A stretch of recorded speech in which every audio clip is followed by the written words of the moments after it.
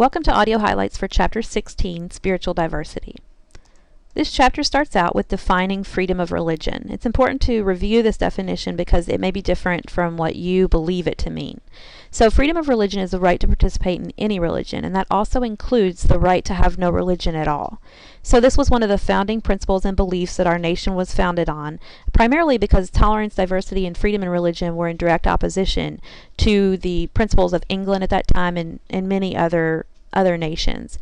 Another belief system that you'll see still underlying many of our policies and the way that our nation kind of works is the separation of church and state. And whenever those two lines become a little bit more blurry, for example, the question of should we allow prayer in public school, that's where sometimes that concept is brought up in the form of a debate. And so that's one that's not quite as black and white as freedom of religion, but it's one that continues to be cited in debates and discussions today. Our chapter also gives us some really interesting statistics in the form of how many Americans believe in a higher power of some sort. And so that could be defined many different ways, but approximately 96% of Americans do believe in a higher power. Over 90% of Americans pray. 69% are members of a religious community, and we'll specify what that means in the next slide. But it's important to see that just under half of Americans, 43%, have attended a service at their church, synagogue, temple, or mosque in the given week that the survey was conducted.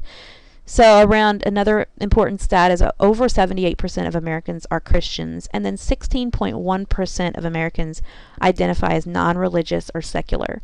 So these are really helpful numbers to wrap your head around, especially it's a tendency in our belief system, and this is just part of psychology, that however we identify, we always tend to overestimate the number of people who are like us or think or believe like us. So wherever you may or may not fall in these statistics, it's important to see how other Americans line up as well, especially because that will represent your population of who you work with as a professional. So I mentioned that we needed to define spirituality and religion, and those are two very different terms. So spirituality is defined as a set of beliefs, practices, and experiences that an individual holds, and they believe that it's going to transcend themselves to this higher entity. So kind of this transcendence of self to be concerned with otherness. So it's an emphasis on compassion for others, and that there is a greater good to be had if we look beyond our own needs. Religion is very different. It's organized spirituality. So that's when you get into denominations and kind of rituals and public shows or private shows of religion. So as you can see, religion is much easier to define than spirituality. People have a much harder time when you ask them to talk about their spirituality than if you ask them to talk about their religion. Usually religion has some term or group associated with it, so people will often first reply with, well, I identify as a Christian, or I practice Judaism, or so they'll have terms associated with that. Spirituality is much harder to grasp on for people, but it's still very important, and it's something that we also research to understand. The major world religions, this chapter does a great job of what many entire textbooks encompass, breaking it down to give you some highlights, but you should leave this session and leave this chapter with a good understanding of the major tenets of the major world religions. And so the first division that may be helpful for you to study these is looking at it in terms of Eastern world religions. So the four top world religions, Eastern world religions, are Buddhism, Hinduism, Taoism, and Confucianism. And then on the flip side, looking at Western world religions, the major world religions there are Christianity, Islam, and Judaism.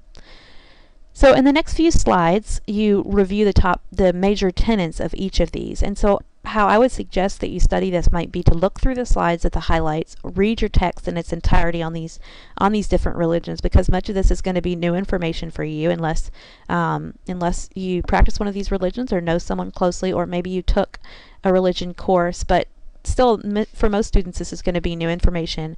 And then I would recommend going back to the slides after you've read and review the highlights again, just to kind of pull out the major points of what you need to know about each of these major religions. Another very important slide is this one. So all is one, the aspects that are common to many different religions. So this is important to Wilbur researched the different major world religions, and he found that there were some common themes that emerged. So themes like mercy and compassion, the result of rebirth or enlightenment, coming into a new path in life. So kind of the idea that spirit is found both at a higher power place, transcendence, and also on earth. So spirit, by whatever name exists, is a common tenet as well too. So kind of removing the different names that we might associate that do differ among these world religions and recognizing these common themes is what Wilbur focused on and brought to our field.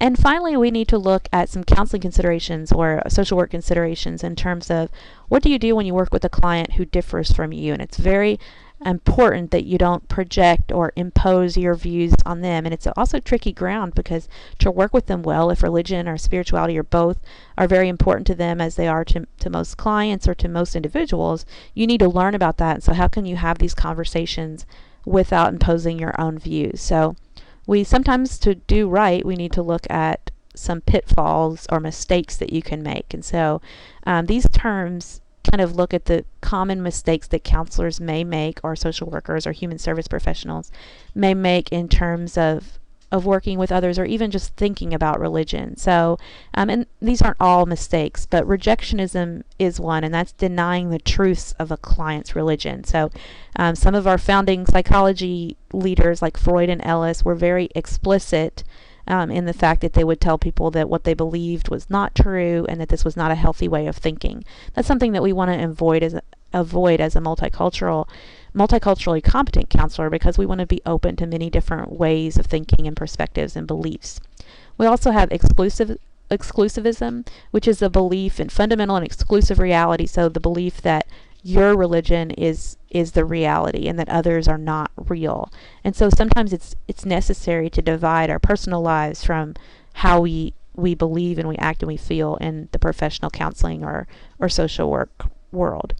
Another term I'll pull out, I've already mentioned impositional, which is the imposition of religious or spiritual framework upon a client, maybe specifically a client who's atheist or non-religious, and that's very inappropriate to occur in a counseling or social work setting.